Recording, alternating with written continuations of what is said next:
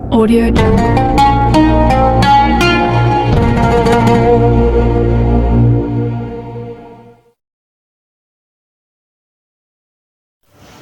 Sebelum saya memulai kultum, saya akan memperkenalkan diri saya sendiri dulu. Saya Lesti Warida Mayanti dari Prodi Pendidikan Luar Biasa 2024E. NIM saya 240 100 44151. Baik yang terhormat Bapak dosen pengampu Bapak Abdul Aziz Khoiri SPD MPD. Bismillahirrahmanirrahim. Assalamualaikum warahmatullahi wabarakatuh. Alhamdulillah Rabbil Alamin. Assalatu wassalamu ala asrafil anbiya wal mursalin wa ala alihi wa sahbihi ajma'in, amma ba'du. Pertama-tama, marilah kita panjatkan puji syukur kita atas kehadiran Allah Subhanahu wa Ta'ala yang telah memberikan kita nikmat iman, kesehatan, dan kesempatan.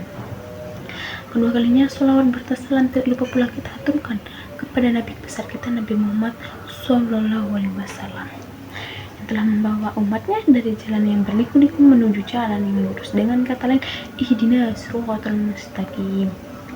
Pada kesempatan kali ini saya akan menyampaikan kultum saya yang berjudul bentuk interaksi ideal bersama Al-Quran. Interaksi ideal bersama Al-Quran itu apa sih? Interaksi secara bahasa berarti saling berhubung atau saling mempengaruhi. Interaksi bersama Al-Quran dalam konteks bahasa dipahami sebagai bentuk upaya membangun hubungan antara manusia dengan Al-Quran supaya dapat memperbaiki karakter, akhlak, serta perilaku sebagai muslim. Hal ini berarti interaksi ideal bersama Al-Quran tidak dapat dipahami secara sempit, yang hanya menekan pada pemahaman ayat-ayat Al-Quran, tetapi termasuk bagaimana menerapkan substansi ayat-ayat Al-Quran kepada kehidupan sehari-hari. Di sini saya akan menjelaskan beberapa bentuk interaksi bersama Al-Quran. Yang pertama ada membaca Al-Quran atau al-tilawah. Interaksi pertama ini yang dapat kita lakukan adalah membaca dan mendengarkan Al-Quran. Begitu besar pahala yang diberikan bagi umat manusia yang membaca Al-Quran, sehingga Al-Quran memiliki salah satu keutamaan adalah Al-Quran memberikan syafaat bagi siapapun yang membacanya, sebagaimana hadis dari Abu Umamah Al-Bahali sebagai yang berikut yang berbunyi, Bismillahirrahmanirrahim. Anna ayyi lama taba'iyyak qala Rasulullah sallallahu alaihi wasallam isoibihil qa'ul Qur'an fa innahu yati syafi'iyya yawmal qiyamah, yang artinya Rasulullah SAW bersabda, bacalah Al-Quran sebab ia akan datang memberikan syafaat pada hari kiamat kepada orang yang membaca dan pengamalnya. Yang kedua ada mendengarkan Al-Quran. Interaksi yang dapat kita lakukan selain membaca Al-Quran adalah mendengar Al-Quran. Banyak sekali para qori dan qori'ah di sana yang melanjutkan ayat Al-Quran dengan sangat indah. Selain itu, mendengar lantunan Al-Quran dapat menumbuhkan energi positif bagi pendengarnya.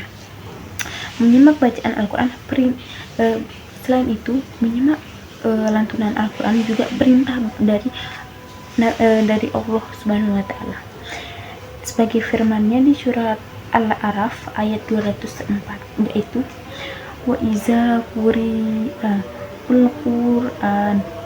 al-Qur'anu fastami'un lahu wa anashitul la'allakum turhamun, yang artinya, dan apabila Al-Quran dibacakan maka dengarkanlah baik-baik dan tenang, dan perhatikan dengan tenang agar kalian mendapatkan rahmatnya. Selanjutnya ada menghafal Al-Quran atau Al-Hafiz. Interaksi selanjutnya adalah dengan menghafal Al-Quran. Bacaan Al-Quran yang sudah kita baca secara terus-menerus atau istiqomah dapat diulang-ulang atau mungkin kita bisa menghafal sedikit demi sedikit ayat Al-Quran tersebut. Penting untuk mengetahui keutamaan menghafal Al-Quran. Seperti yang saya sudah kasih tahu sebelumnya, selain membaca Al-Quran memberi syafaat pada bagi pembaca, Memahami dari pengamalnya keutamaan itu dari keutamaan pertama, memahami dan pengamalnya. Keutamaan yang kedua, orang yang menghafal Al-Quran telah dijanjikan derajatnya oleh Allah Subhanahu wa Ta'ala. Keutamaan dan ketiga, Al-Quran menjadi hujat atau pembela bagi pembaca dan sebagai pelindung dari azab api neraka. Selanjutnya, memahami isi kandungan Al-Quran atau al-tadabbur. Interaksi dengan Al-Quran tidak sebatas hanya melantunkan Al-Quran, mendengarkan, atau menghafalkan saja. Namun langkahnya justru penting dilakukan oleh umat manusia adalah memahami isi kandungan dalam Al-Quran tersebut. Dalam seperti firman Allah SWT dalam surat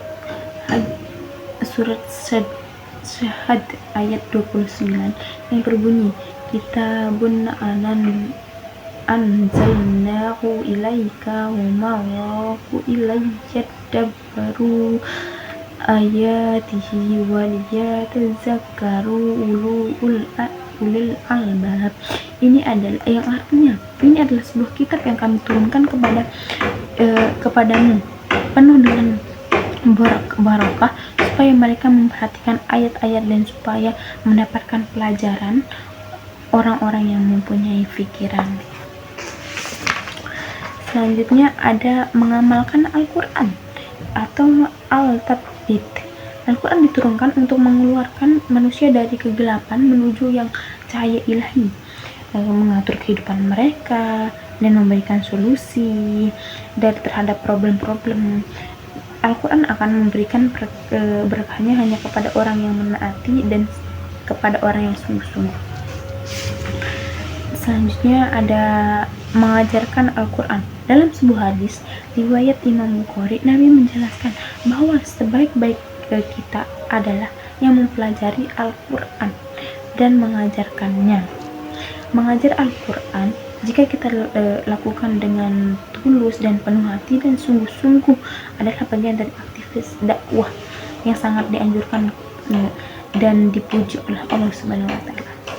Sekian, mungkin hanya ini yang dapat saya sampaikan. Wallahu muwaffiq wal hadi ila sabilir rasyad. Wassalamualaikum warahmatullahi wabarakatuh.